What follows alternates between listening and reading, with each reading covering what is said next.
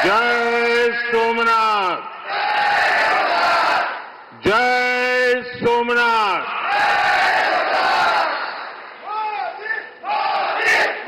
गुजरात के लोकप्रिय मुख्यमंत्री श्री भूपेंद्र भाई पटेल, ऊर्जावान युवा उप मुख्यमंत्री हर्ष संघवी जी, गुजरात सरकार में मंत्री जीतूभाई वाघाणी, अर्जुन भाई मोढवाडिया, डॉक्टर प्रद्युम्न वाजा, कौशिक भाई वेकरिया, सांसद राजेश भाई, अन्य महानुभाव, देवी और सज्जनों, आज देश के कोने कोने से लाखों लोग जुड़े हैं हमारे साथ। उन सबको भी मेरी तरफ से जय सोमनाथ। साथियों, ये समय अद्भुत है, ये वातावरण अद्भुत है, ये उत्सव अद्भुत है। एक और स्वयं देवादिदेव महादेव, दूसरी ओर समुद्र की विशाल लहरें, सूर्य की किरणें, मंत्रों की ये गूंज, आस्था का ये उफान, और इस दिव्य वातावरण में भगवान सोमनाथ के आप सब भक्तों की उपस्थिति, ये इस अवसर को दिव्य बना रही है, भव्य बना रही है। और मैं इसे अपना बहुत बड़ा सौभाग्य मानता हूं कि सोमनाथ मंदिर ट्रस्ट के अध्यक्ष के रूप में मुझे सोमनाथ स्वाभिमान पर्व में सक्रिय सेवा का अवसर मिला है।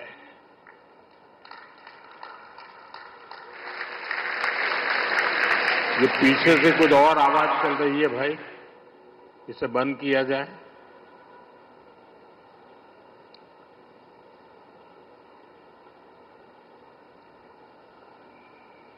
बहत्तर घंटों तक अनवरत ओमकार का नाद, 72 घंटों का अनवरत मंत्रोच्चार।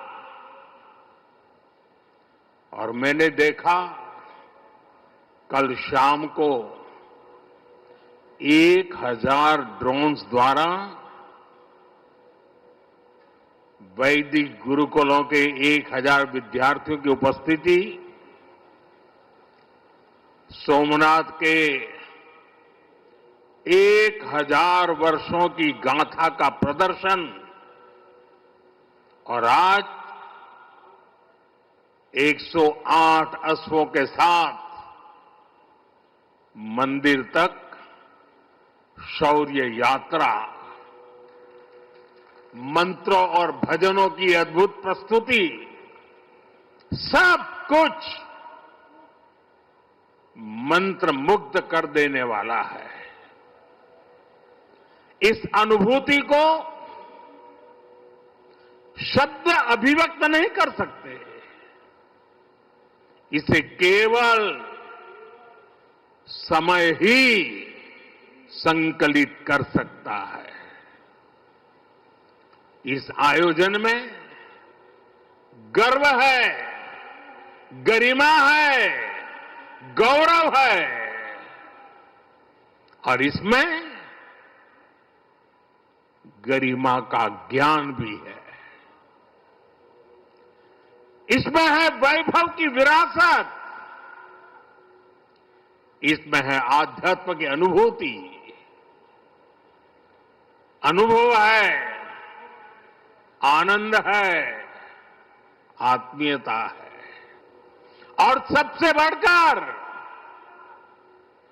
देवाधिदेव महादेव का आशीर्वाद है। आइए मेरे साथ बोलिए, नमः पार्वती पतये हर हर महादेव।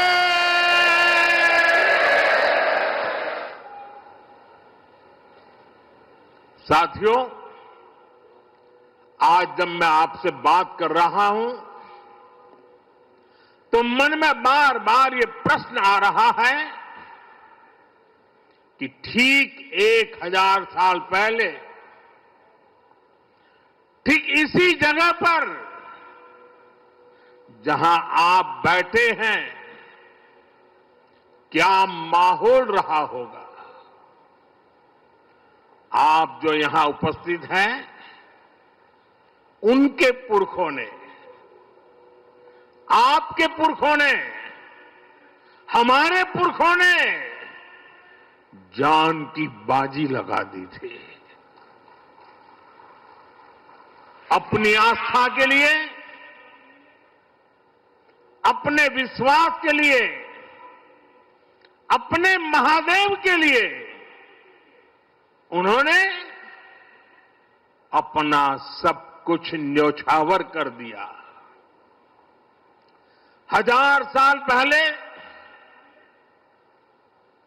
तब वो आतताई सोच रहे थे कि हमें जीत लिया, लेकिन आज 1000 साल बाद भी सोमनाथ महादेव के मंदिर पर फहरा रही ध्वजा पूरी सृष्टि का आह्वान कर रही है कि हिंदुस्तान की शक्ति क्या है, उसका सामर्थ्य क्या है।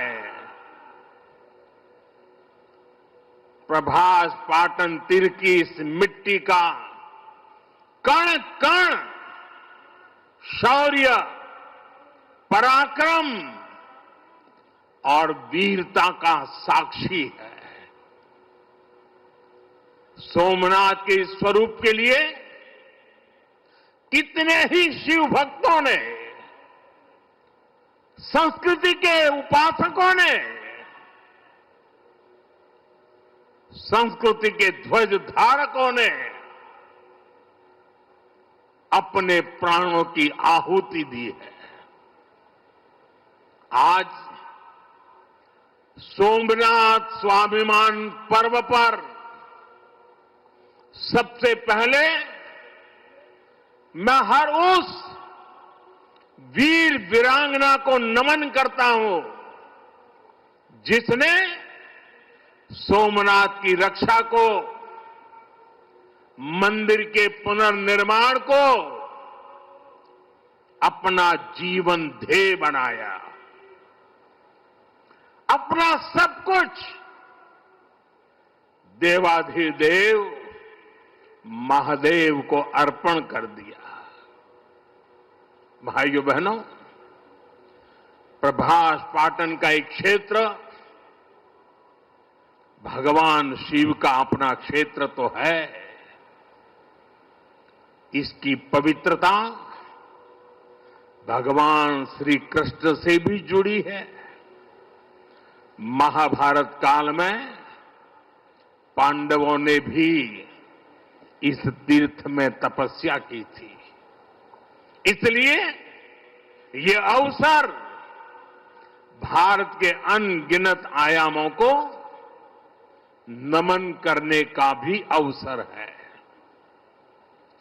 ये भी एक सुखद संयोग है कि आज जब सोमनाथ मंदिर के इस स्वाभिमान यात्रा के 1000 साल पूरे हो रहे हैं, तो साथ ही 1951 में हुए इसके पुनर्निर्माण के 75 साल भी पूरे हो रहे हैं। मैं दुनिया भर के करोड़ों श्रद्धालुओं को सोमनाथ स्वाभिमान पर्व की शुभकामनाएं देता हूं। साथियों, सोमनाथ स्वाभिमान पर्व 1000 साल पहले हुए विध्वंस के स्मरण के लिए नहीं, ये पर्व 1000 साल की यात्रा का पर्व है। साथ ही ये हमारे भारत के अस्तित्व और अभिमान का पर्व है, क्योंकि हमें हर कदम पर, हर मुकाम पर सोमनाथ और भारत में अनोखी समानताएं दिखती है।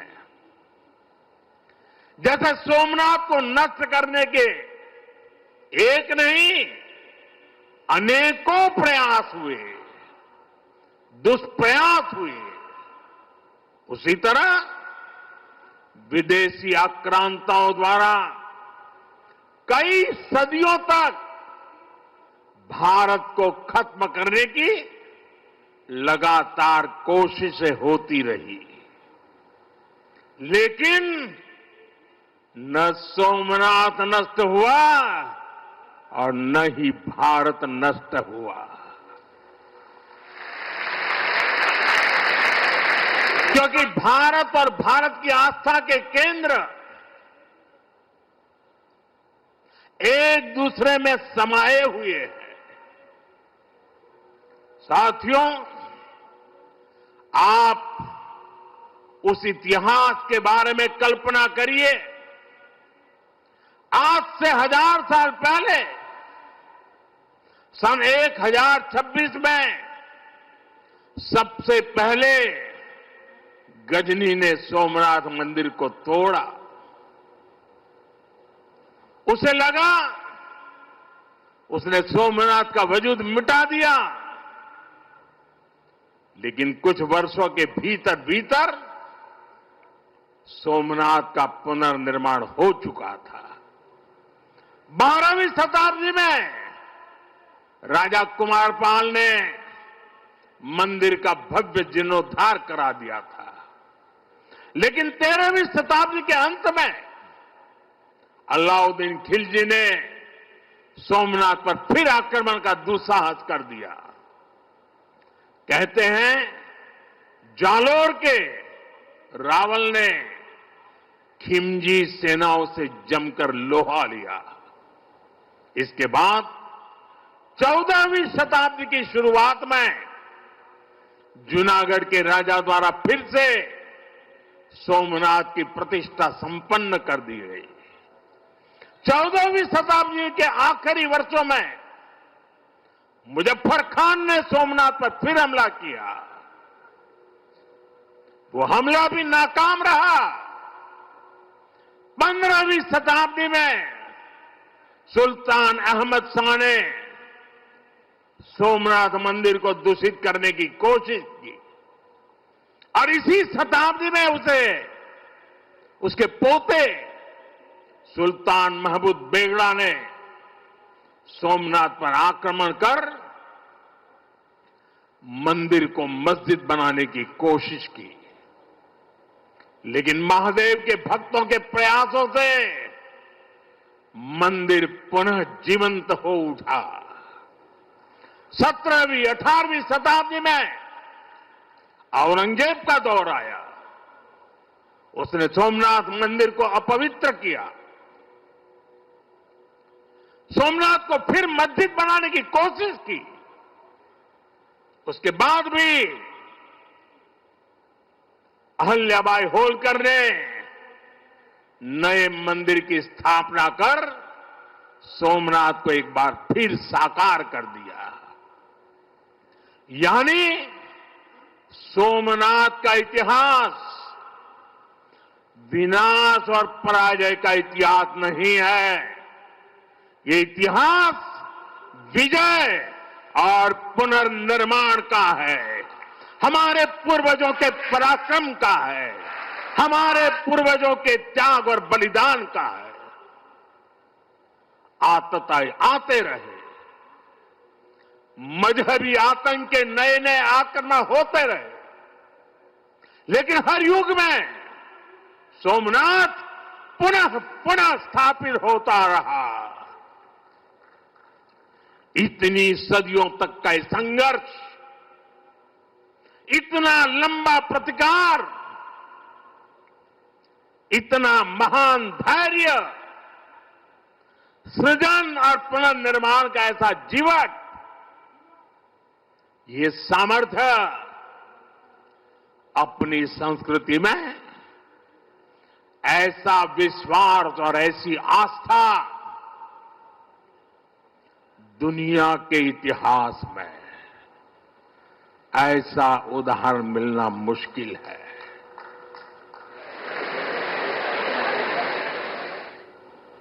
जरा મને જવાબ આપજો પહેલા।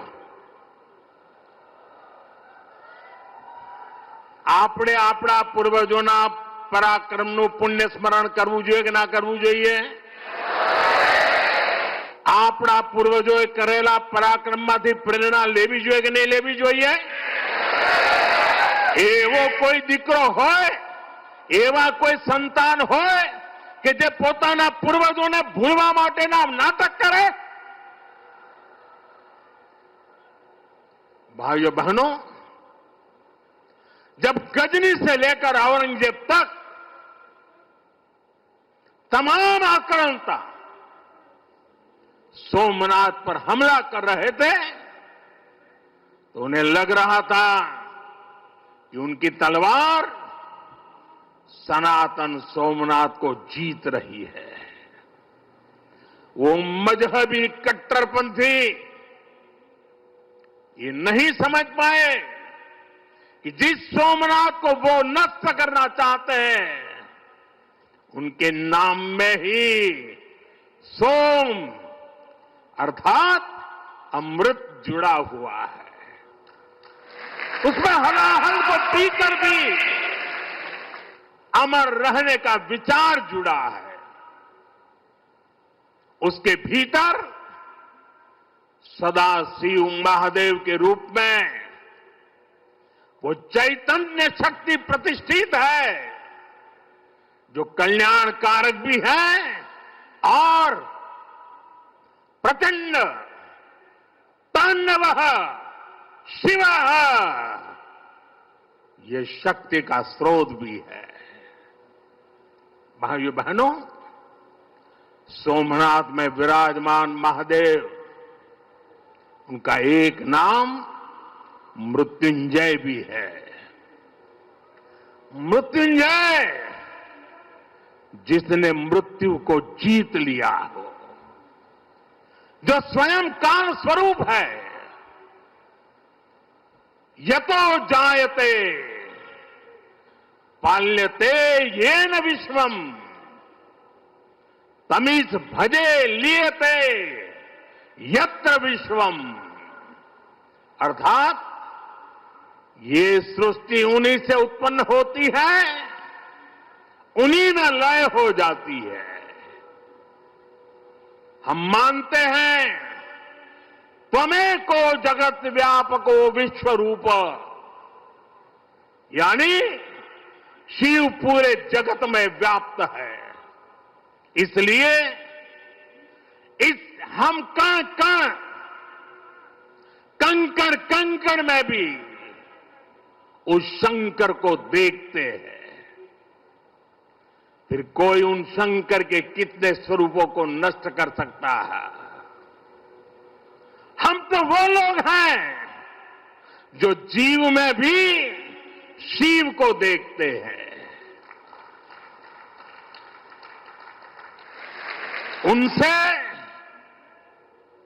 हमारी आस्था को कोई कैसे डिगा सकता था।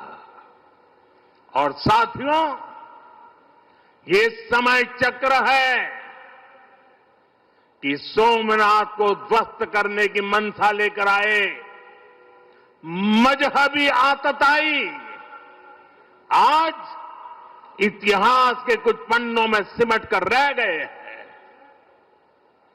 और सोमनाथ मंदिर उसी विशाल समंदर के किनारे गगनचुंबी धर्म ध्वजा को थामे खड़ा है। सोमनाथ का ये शिखर मानो उद्घोष कर रहा है, चंद्रशेखरम आश्रय मम किम करिष्यति वै यमः। अर्थात मैं चंद्रशेखर शिव पर आश्रित हूं, काल भी मेरा क्या कर लेगा। साथियों, सोमनाथ स्वाभिमान पर्व इतिहास के गौरव का पर्व तो है ही, ये कालातीत यात्रा को भविष्य के लिए जीवंत बनाने का माध्यम भी है। हमें इस अवसर को अपने अस्तित्व और पहचान को सशक्त करने के लिए उपयोग करना है। आप भी देखते हैं, अगर कहीं किसी देश के पास कुछ 100 साल पुरानी विरासत होती है, वो देश उसे अपनी पहचान बनाकर दुनिया के सामने प्रस्तुत करता है। वहीं भारत के पास सोमनाथ जैसे हजारों साल पुराने पुण्य स्थान है। ये स्थान हमारे सामर्थ्य, प्रतिरोध और परंपरा के पर्याय रहे हैं। लेकिन दुर्भाग्य से आजादी के बाद गुलामी की मानसिकता वाले लोगों ने उनसे पल्ला झाड़ने की कोशिश की। उस इतिहास को भुलाने के कुत्सित प्रयास हुए।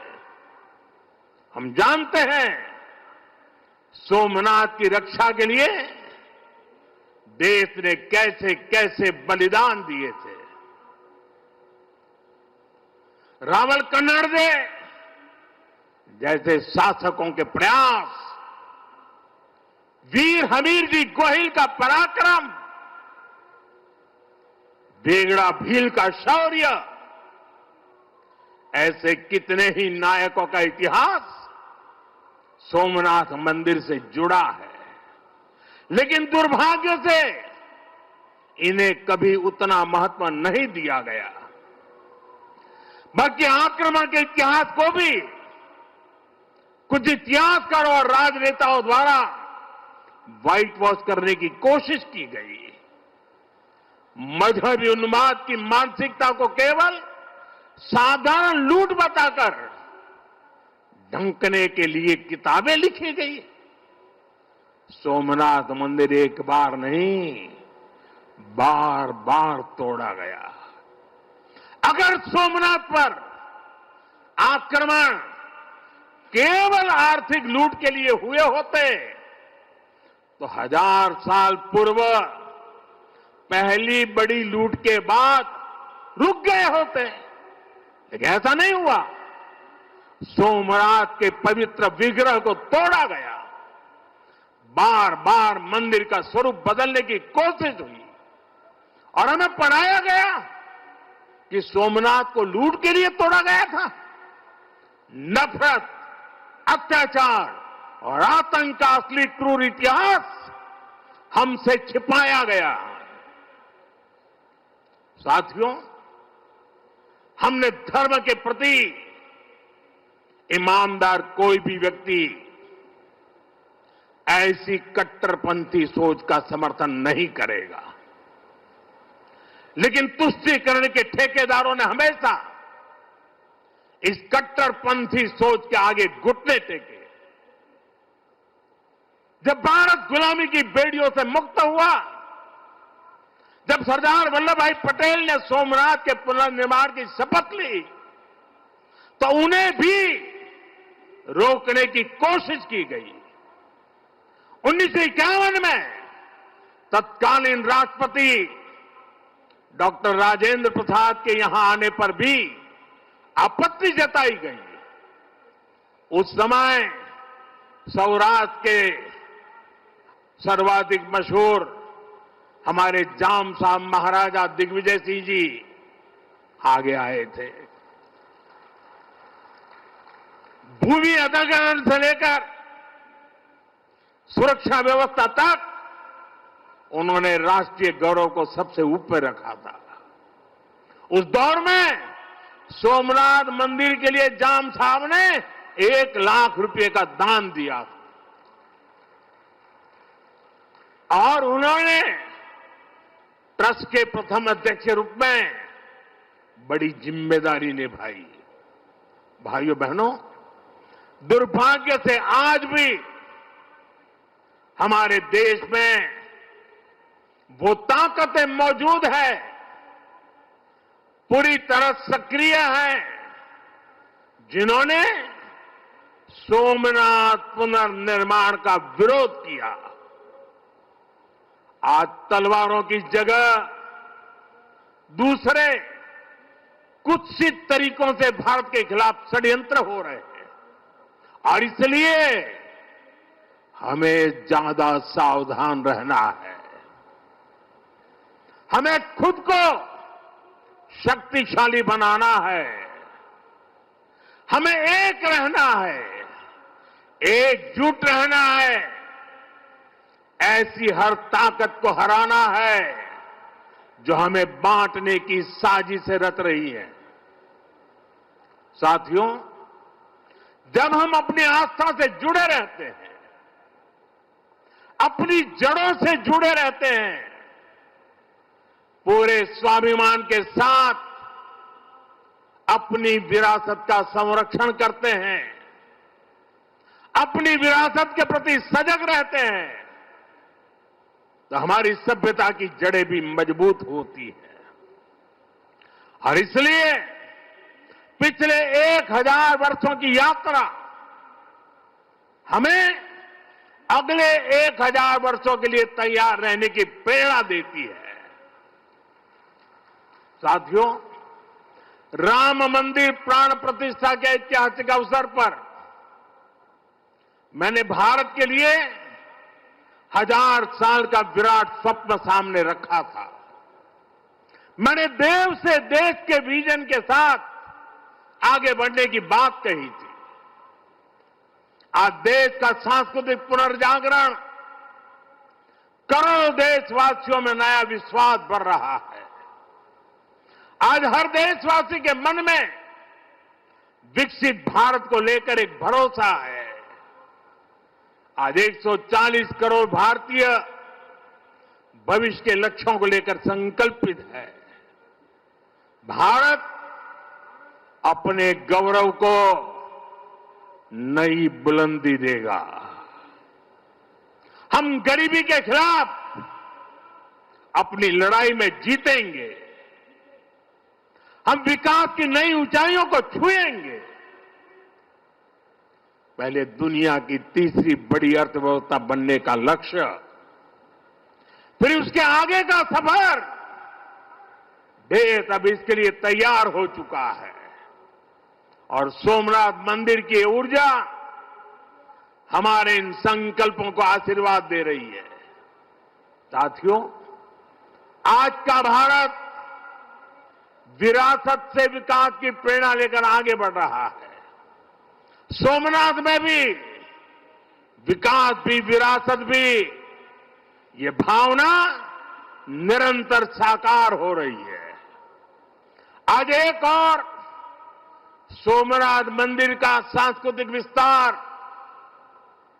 सोमनाथ संस्कृत यूनिवर्सिटी की स्थापना, माधवपुर मेले की लोकप्रियता और उसके रंग, इनसे हमारी विरासत मजबूत हो रही है।